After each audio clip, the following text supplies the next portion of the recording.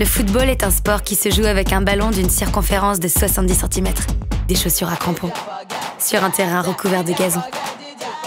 Il n'y a pas qu'un football, il n'y a pas qu'une façon de s'en rapprocher.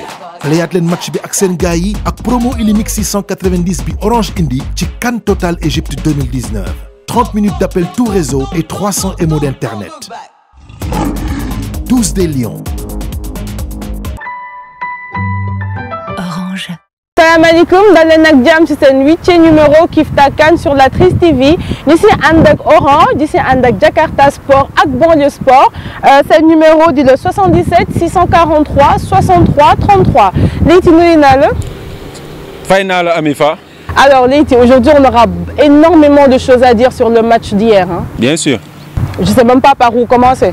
Je sais pas ndax suñu par manque de caractère, manque de mental, wala coaching bi, wala arbitrage bi, mais bon, on va y aller mollo. Déjà, la blessure de Gana, ça nous a énormément porté préjudice. Ouais, c'est sûr que Gana c'est un joueur important de l'effectif, mais mënuñu taxaw ci loolu derrière un joueur parce que on a quand même 23 joueurs, donc loolu du excuse. En tout cas, gis nañ ne que démb liñ doon xaar. Si lu ñu mën a may résultat bu baax yëpp en tout cas gisuñu si dara parce que match bi on va dire que y a rien de positif man noonu laa koy gisee après mun na nekk benn défaite boo xam ne moom moo ñuy servir pour la suite de la compétition. Mais bon, sur ce match-là, c'est vrai qu'on a fait un non-match. Après, comme nous l'avons dit 5, c'est vrai que c'est mieux de faire heure que nous d'aller jusqu'à loin dans la compétition de faire une erreur. Mais sur le système de jeu 4-3-3, est-ce que nous oui, 4-3-3, moi, le système bien peut-être même nous joué premier match si disposition en tout cas, man si les mayakar disposition moi bu baax bi. Après système maintenant mënatuñu ci fié wu parce que système boo munti teg animation bi mooy am solo quoi, c'est-à-dire boo tegee 3 milieux terrain naka le milieu terrain bi di comporter woo loolu moo am solo. Mais je me dis que bu ñu demee ba ci biir match bi bu ñu gis que schéma tactique 4-4-3 bi ce n'est pas adapté à notre jeu, soit le coach wala les joueurs mënoon nañ jël seen responsabilité changer schéma tactique bi def benn 4-4-2 je sais pas pour que milieu bi indi plus de soutien offensif et défensif, voilà. Toi, en tant qu'ancien joueur, tu penses que joueur il mën jël responsabilité boobu wala? Mais c'est sûr que coach ak lu mu munti teg ci tableau bi lii xew ci terrain bi joueurs yi ñoom ñoo koy def am na loo xam ne du coach bi mooy dugg ci biir terrain bi pour lijjanti ko et ñun ñi xam Aliou Cissé xam nañ ne que on n'attend pas de lui pour que mu andi ay changement ci tactique bi. Donc moi je pense que joueurs yi démb ñoom manqué de caractère surtout et puis voilà loolu la ñu mën a souligner en tout cas et li ma xalaat ne ñun démb moom la ñu waroon def pour gagner moom la Algériens yi def pour gagner c'est-à-dire ils ont marché dessus ils ont joué et puis ils ont gagné. Moi je pense qu'ils ont mérité. Ils nous ont montré qu'ils en voulaient plus. Ouais, qu'ils en voulaient plus. Je pense pas parce que tamit mënuloo sol maillot équipe nationale dem di défendre ay couleurs ñuy wax ay ils en voulaient pas après kañ ni ñu comporté woo ci match démb bi loolu moom tout le monde l'a vu dès le début sur des signes et tout on a vu que suñu joueurs yi ñooy nekk par terre ñoom suñu leen siffler coup franc contre ñoom seen 11 joueurs yëpp dañuy daw wër arbitre bi alors que nous c'était pas le cas donc loolu moom je pense que Prenez par exemple le penalty sur Sadio. Ben, il y a le penalty sur Sadio. Tous les joueurs, ils m'ont def pressing, c'est arbitre comme même. Bien sûr, bien sûr. Algérien, alors la nuit def. Lolo, mënoon na jóge sax c'est banc bi, c'est Aliou Cissé. On l'a pas vu hier. Dafa toog.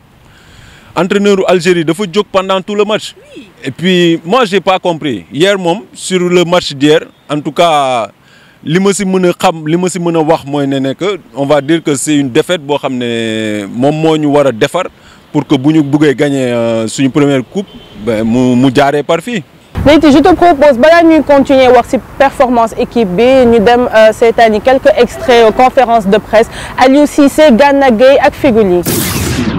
Difficile de dire que quelque chose n'a pas marché à chaud comme ça. Une chose est sûre, c'est que je crois que ce fut un match âprement disputé par les deux équipes.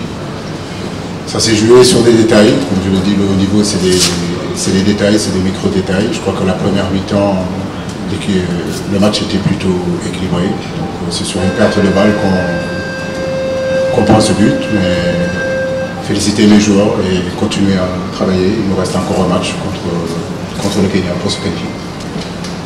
Un avertissement, oui, forcément, quand vous perdez votre deuxième rencontre dans une phase de poule, vous êtes averti. Maintenant, comme je dis, aujourd'hui on a joué quand même avec 3 titulaires absents, Salif Sané derrière, Idrissa Gana Gueye au milieu de terrain et puis Ismaël Sarr. Mais bon, comme je dis, ça m'a donné aussi des vérités sur les garçons qui sont rentrés, c'est important aussi. Si on choisit 23 joueurs, c'est pour les faire jouer. Maintenant, comme j'ai dit, il faut vraiment bien récupérer et préparer ce match contre le Kenya, qui ne sera pas un match évident. Mais je crois qu'aujourd'hui, avec beaucoup de récupération et récupérer surtout nos 3 joueurs blessés, remobiliser nos troupes le plus rapidement possible pour attenter ce match contre le Kenya. Ghana fait partie de nos meilleurs joueurs dans le milieu. Il arrive à nous apporter cet impact-là, il arrive à nous bonifier les ballons, il se projette très bien. C'est vrai que le perdre sur ce deuxième match-là contre un des favoris de cette CAN n'est pas un plus pour nous. Mais comme je l'ai dit, j'espère que je le récupérerai dans 2 jours, qu'il puisse jouer contre le Kenya. C'est vrai que notre milieu a un peu souffert, chose qui était notre force contre la Tanzanie. On a fait l'IRM ce matin. Apparemment, il n'y a rien de grave. J'espère vraiment qu'on puisse récupérer Ismaïla et Krapa. C'est vrai que Sadio a été moins en vue, en tout cas sur ce match-là. Mais je ne me fais pas de soucis. Aujourd'hui, je crois que c'est l'ensemble de l'équipe qui doit aussi lever son niveau de jeu et être à la hauteur des attentes du peuple sénégalais. Non, je crois pas. Les militaires ont fait leur rôle, ils nous ont posé beaucoup de problèmes tactiquement. Et malheureusement, on a cassé le but trop vite en deuxième mi-temps qui nous a mis en difficulté et qui a fait qu'on a perdu ce match. Mais voilà, c'est pas encore fini. Il reste encore un match et voilà, faut continuer. C'est pas parce qu'on a perdu aujourd'hui qu'on peut pas aller jusqu'au bout. Et comme je le dis souvent, faut pas faire de calcul et je crois aujourd'hui on les a trop respectés et voilà, on l'a payé cash. Souvent on perd contre l'Algérie, mais voilà, ça reste un match de foot et on est encore dans les matchs de poule. Et le plus important, c'est de sortir de ces matchs de poule et de continuer notre étape. Vous savez comment jouer, comment les battre. On a dès le début du match, on a été présent, on les a pressés, on a été agressifs, on a joué avec les valeurs de l'Algérie. Voilà, on s'est battu, il y a eu beaucoup de bravoure des joueurs, de solidarité. Il faut féliciter tout le monde et merci aux supporters qui sont venus nombreux. Alors, gis nañ conférence de presse bi loo ci xalaat. Ouais, conférence de presse bi, je pense que il se trompe parce que tamit mënuloo yóbbu 23 joueurs. Ben ngay am genre sortie bi mu am parce que voilà, on a besoin de tout le monde. Ça sac le mental de l'équipe, ça. Ouais, c'est possible parce que tamit voilà, les joueurs qui ont joué hier, on peut avoir mun nañu compter waat ci ñoom quoi, je veux dire, parce que tamit c'est des joueurs qui ont prouvé pour être là. Après ñi joué wul, on sait qu'ils sont très importants aussi parce que tamit on a vu hier que c'est-à-dire amul ben lien ci match bi démb. Je peux dire qu'on a joué 30 minutes. 30 premières minutes, gis na Sénégal mu génn ça on va dire, gis na Sénégal mu jéem am impact, c'est-à-dire créer ay fautes yo xamné sax sen zone ñom, mais sinon il y a eu rien. Justement, fofu lay waxé, quand on a vu que après les 30 premières minutes que affaire yi doxatul, fofu lañu waxone changer schéma tactique bi, def ko ben 4-4-2. Non, xam nga lool lay wax, schéma bi en fait amna fu muy tollu ci match du schéma moy lijeenti équipe bi 11 yi ñokoy lijeenti, c'est-à-dire montrer que voilà, nous on est le Sénégal, que algériens yi lool ñuy def ñun ñoo leen ko wara dakh. Naar yi ku nekk xam nañ ne bëgguñu lu toj ay luy nàcc nii ñoom bëgguñu ko, c'est-à-dire loolu ñu def ñun dañ leen ci waroon njëkk pour mën a après ñun développer suñu jeu et puis gagner leen suñu leen mënul gagner ñu lijjanti match yi sur coup de pied arrêté comme on dit mais démb. On n'est pas ce coup de pied arrêté, c'est pas notre fort moom. Non mais sur un match comme ça mën nga ko lijjantee noonu parce que ñoom démb li ñu gis ne que ñun sax pour ñu procurer ay occasion c'était tout un problème. ay problème la woon. Il a fallu à la 85e minute je pense juste après entrée Mbaye Diagne lañ soog am benn franche occasion. mais même loolu pour man. sax c'est tout forcé c'est des ballons yoo xam ne nii Mbaye Diagne il est pas mis dans les dispositions qu'il faut pour dugal ay but parce que amul lien ñun gis naa ne nekk suñu góol sax démb tey xaw ma naka la yeewoo pour man tey suñu joueur yëpp bu ñu yeewoo dañuy soox tey. Et tu vois au début du match léegi dama ko yónnee message je sais pas après 10 minutes dama la yónnee message ne la waaw la sérénité de Mendy il était serein mais juste après je pense après premier but bi là c'est fini équipe bi commencé paniquer ñu gàddu pression bi là on n'arrivait plus à gérer ba pare suñu vestiaire suñu banc tamit nekk fa ils étaient super tristes je sais pas ils étaient démotivés alors que ñoo ñu waroon yokkal jom. mais football énergie la pour man. c'est ça on n'avait aucune énergie. voilà c'est ça pour man am na joueur yoo xam ne sax dinañu nekk ci moment boo xam ne dañuy baisser mentalement ou physiquement et tout mais le reste de l'équipe foofu la seen importance di am ñoom ñooy ñëw jàppale benn joueur pour mu parce que Wagué on l'a vu depuis le début de la compétition il a eu des difficultés ci match bu njëkk bi. Pas encore, excuse-moi de te couper, il n'est pas encore rentré dans sa canne Wagué. Mais ça oui on peut dire ça parce que depuis le début on voit que day hésiter ci ay actions mais par rapport ak match bu njëkk bi li équipe bi li ñu gisoon ci équipe bi ba mu jox ñu courage ñu mun a wax ne que voilà équipe bi sont bien partis mooy nekk le reste du groupe ils ont eu voilà cette réaction de moom ñuy effacer ay affaire am mais démb soo xoolee naufrage collectif la moo tax ñi nga xam ne seen bopp génnul ci ndox bi comme on dit démb dafa gënoon flagrant. Mais les changements de Aliou Cissé Sada Thioub. Ouais mais xam nga Sada Thioub dañ ko convoqué. Si on l'a convoqué c'est que on a besoin de lui man bugguma instant yi nii ñu taxaw ci benn joueur pour man c'est un problème collectif instant yi on peut suñu commencer di tirer ci benn joueur mooy nekk équipe bu démb bi bon doo bàyyi kenn à part quelques-uns yoo xam ne par moment ils ont essayé de voilà ñu jéem a xataraayu tuuti. Pape Alioune Ndiaye. Il a essayé. Il a essayé. Xeex na ba dee daw na ba xoox j'ai envie de dire mais bon. Non mais il a essayé. Ça n'a pas suffi. Non ça n'a pas suffi match mënoo ko jouer noonu. match kañ da ngay jekku waa ji. nga jaar ci kawam ba nga xam ne que moom réagiratul nga mën a jouer. imposer ce football. mais ñun li ñu waroon def lañu Algériens yi def. T'imagines avec 53 fautes dans le match Sénégal-Algérie. 53 en fait j'ai l'impression que Algériens loolu lañ bëggoon. Mais ils l'ont réussi. Ils nous ont étouffés. Fegoli wax na ko ils nous ont étouffés. Ils ont joué comme des hommes. On est tombé dans leur piège. C'est dommage que voilà là après comme yow li la dal Sénégalais yëpp après tu te sens voilà da ngay mer quoi da ngay mer parce que match comme je dis mën nga ko jouer nga perte ko loolu on le sait. Mais on peut perdre avec la manière quand même. C'est ça qui me dérange man démb ni ñu perte franchement ça ne nous ressemble pas. C'est pas le Sénégal fii booy wax ak booy ndaw yi sax on te dit dem ba jeex xam nga donc si match démb bi man loolu moom moo ma gën a déranger c'est-à-dire le comportement on a vu des Algériens si action yu njëkk yi Sadio il va vers le but défenseur bi taakale ko ci pooj 11 joueurs algériens yëpp ñëw wër arbitre bi ne ko waroo siffler faute loolu c'est des signes après il y a d'autres signes yoo xam ne tout le monde on est tous passés à côté je veux dire. Mais Leyti ma laaj la. Ouais. Leyti c'est qui le leader de notre équipe? Mais le leader démb ñëpp ñu ngi koy wax mais démb c'était flagrant. Parce que man je t'avoue que je sais pas je sais plus. Non mais xam nga leader tey du ki nga xam ne nii tactiquement wala techniquement moom lay kii c'est-à-dire war na ci benn xool sax mu xool joueurs yi soo demee Real de Madrid Sergio Ramos xam nañ ne énergie boobu moom moo koy disperser ci équipe bi. Parce que le penalty qu'on devait accorder à Sadio Mané même Sadio su waxul même coach bi su waxul au moins on aurait pu avoir un leader boo xam ne moom mooy dem teg choc arbitre bi quand même parce que ça c'était flagrant ñëpp gis nañ ko.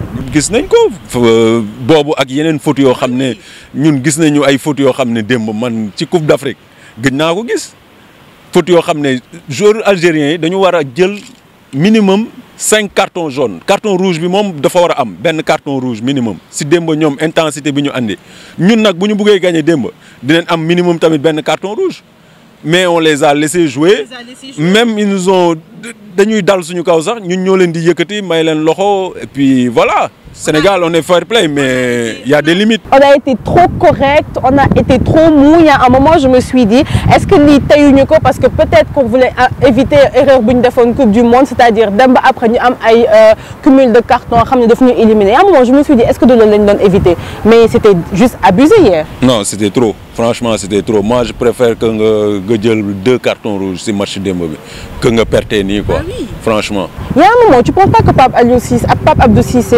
plutôt xam naa di nga ma reetaan parce que depuis démb maa ngi lay wax waxu kooku mais tu penses pas qu'il avait sa place dans le match quand même. Mais il a sa place Pape Abdou Cissé.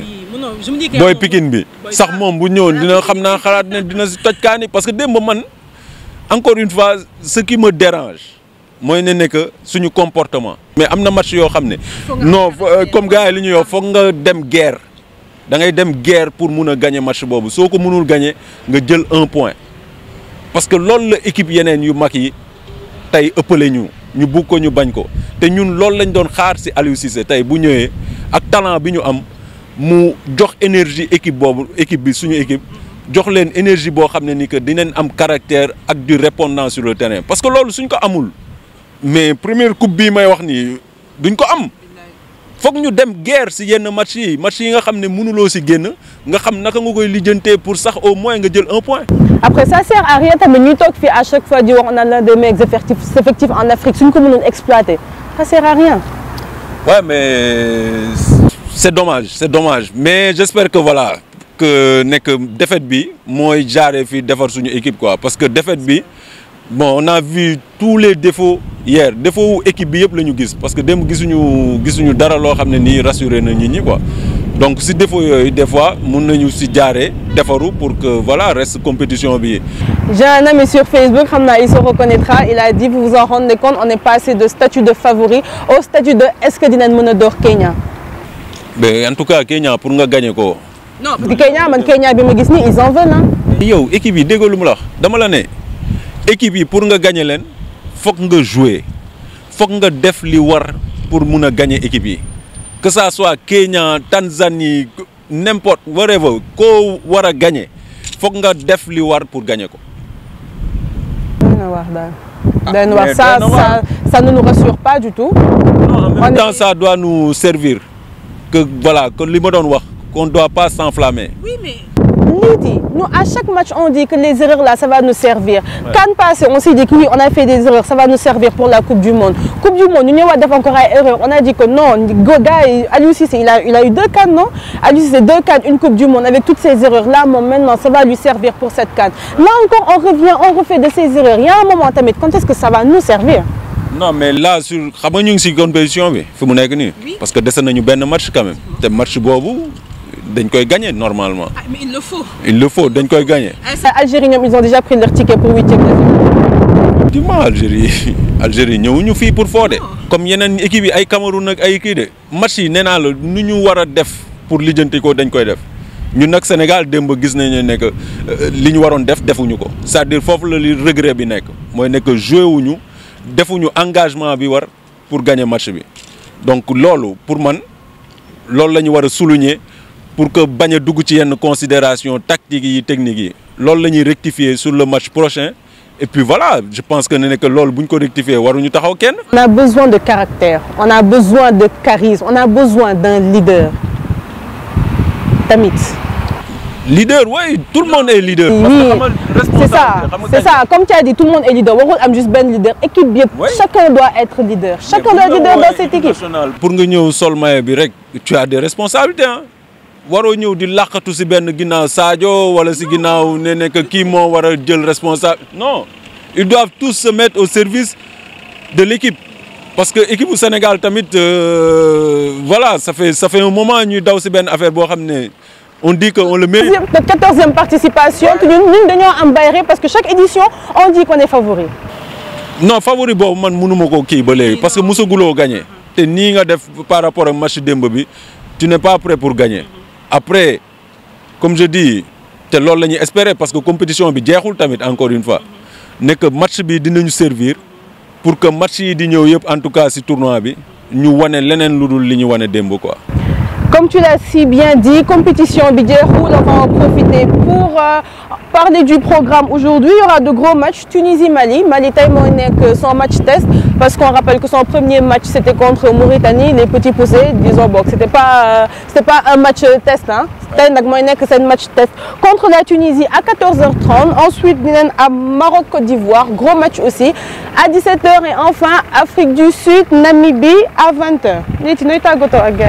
waaye di deewaat gars yi rek ne que des na benn match et tant que jeexul compétition bi jeexul donc fi mu nekk nii nañu dellu tous ci ginnaaw équipe bi envoyer leen énergie bi ñuy dund ñun parce que fii vraiment les gens ils sont déçus te on ne compte pas s'arrêter sur ce match donc nañu remobiliser wu pour que match prochain bi ñu wane leneen loo xam ne nii ute naag li ñu wan match bi.